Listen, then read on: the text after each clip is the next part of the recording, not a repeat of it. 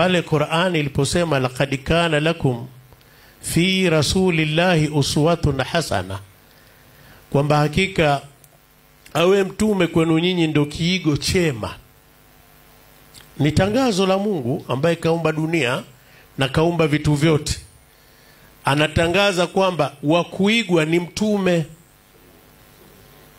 Kwa sababu alhadhirin, moja ya kitu kinachoharibu sana malezi ni mtu anaitwa role model.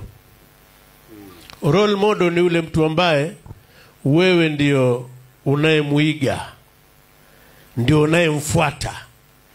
Role model ya ulimwengu mzima hivi sasa ni Ulaya na watu wa Ulaya. Ndivyo sivyo?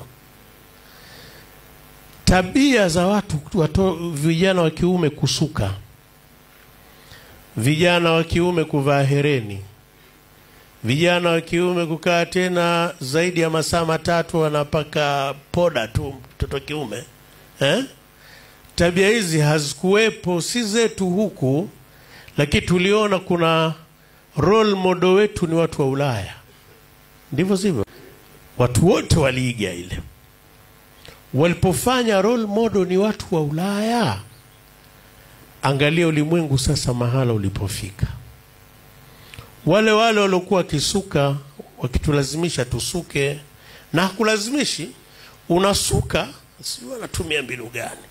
Mtu anasuka mwanamume na anavaa hereni na anapaka poda, lakini akitoka kwa wanaume wenzake ajiona yeye ni bora kuliko wote.